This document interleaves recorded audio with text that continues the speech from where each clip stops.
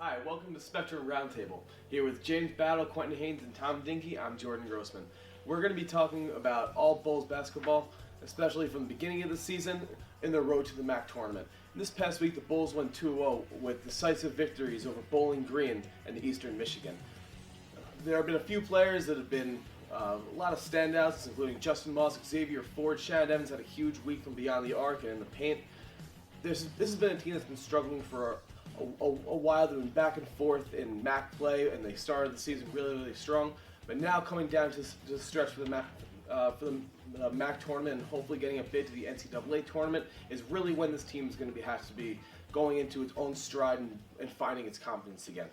Tom, what are you thinking about this team from the beginning of the season to now? What are you thinking about it? Well, I mean, and I wrote a column about this last week. It's right where they are right now, 8-6, and they were 6-6 last week. 500 in the MAC is right where I and as a staff we kind of expected them to be, but I feel like they showed in the non-conference schedule that they have the potential to do more, and that's why I was trying to say that the expectations have to be raised because they showed they're capable of more than just being a 500 MAC team. So I think so far we have to. I mean, 8-6, it's better. The game against Bowling Green. That's a turning point for them. They finally showed that they're capable of beating a team in the top of the MAC conference. That 3-game losing streak against Akron, Toledo, Central Michigan, those are all top MAC teams. So these weren't necessarily, they weren't losing to middling teams or anything like that. They were playing against some of the best teams in the MAC. So I think this Bowling Green game can maybe turn into something to get them on the roll. It's not going to be easy. Their last 4 games against Akron, Kent State, Ohio, and Bowling Green. Kent State and Bowling Green, they're near the top of the MAC. Akron's 8-6 right there with Buffalo, and we all know Ohio always gives Buffalo a run for their money. So it's definitely going to be hard down the stretch, but this Bowling Green game, who knows, it might put them on a run. The Bulls they've been back and forth in conference play. They went on a 3-game losing streak, and this past week they won 2 games in a row. And there have been a lot of big contributors to the team so far this season. One of the biggest breakout stars has been junior forward Justin Moss. Moss leads the team in points and rebounds. Also leads the MAC in scoring and rebounds. Quentin, what are you thinking about the emergence of Justin Moss and how much he's affected this season? The MAC Player of the Year, probably.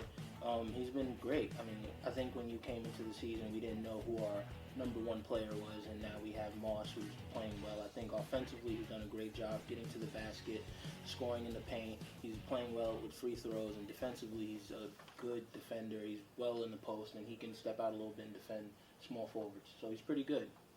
Yeah, this team isn't 8-6 without Justin Moss playing the way he is right now. I mean, we kind of highlighted him, kind of thought he could be someone who might break out, but I mean, I don't think any of us expected him to be, a MAC Player of the Year candidate and to be putting up numbers similar to Javon McRae. And if anything, I think he's better than Javon McRae. McRae wasn't making outside jump shots. I think Moss sometimes makes too many, tries to take too many outside jump shots. I think he should scale back on that. But I think he's a more versatile player than McRae. And yeah, without him this season, we're not 8-6 without him.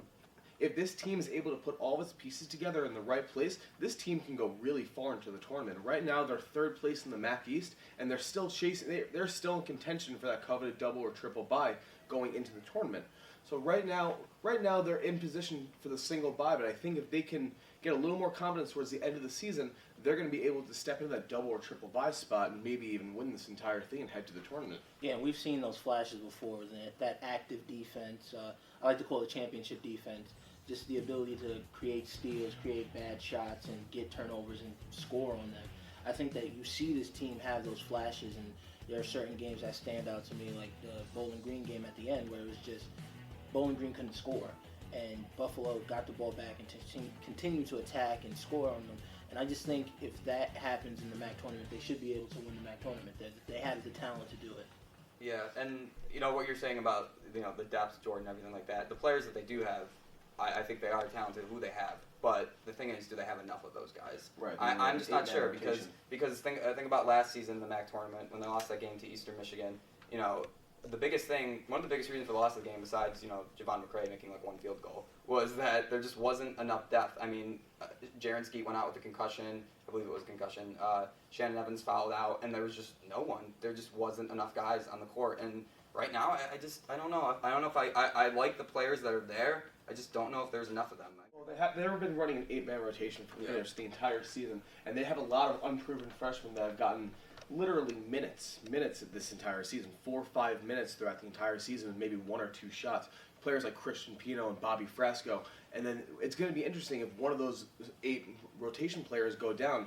That's going to be a question if those players will be able to step up in prime time when it really matters. So I think that's going to be something that we're going to have to be thinking about. But for now, the men's basketball team has 4 games remaining, and their next game is Tuesday, February 24th, when they play Akron at home. So that's going to be a big game to watch out for, and that could be something that could be decisive coming down the stretch in the MAC. So, with that being said, what are you thinking about this game coming up? I think home games are very important. You could tell with the atmosphere of home crowds at Alumni Arena. It definitely has a very good impact on how the Bulls play, especially with the flashier players like Bearden and Evans. They really seem to eat up the atmosphere. Even Hurley as well, if you look at him on the side of the court. So I think, with that atmosphere, we have a very good potential of winning. I mean, Akron, it's a capable team that we can beat, and obviously we need to beat them. I mean, we have all conference games, and we need to win those. And like you said, to get the double-bye, triple-bye spot, and just, to put us in great field position for the tournament. And as you said, with the bench players that really haven't been proven yet, you're kind of in a rock and a hard place because, you have them. Do you want to give them more minutes? But can you risk giving them more minutes if it's at the cost of maybe losing one of those crucial games? Right. So, we just got to see down the stretch. I think all the games coming up are winnable, definitely. I don't think there's any team in the MAC that we literally cannot beat. And I just think that we just need to play well. Bobby Hurley's a great coach. I have faith in him. I have faith in the players. So if we just go out and do what we have to do, we can definitely get a very, very good position in the tournament. Right, the team has 4 games coming up. After Akron, their play at Kent State, and then finish up the season playing at Alumni Arena against Ohio and Bowling Green to finish out the season. So it's going to be interesting to see how it all culminates towards the end of the season. Interesting is one word. Right? Interesting is one word. For James Battle, Quentin Haynes, and Tom Dinki, I'm Jordan Grossman for Spectrum Roundtable.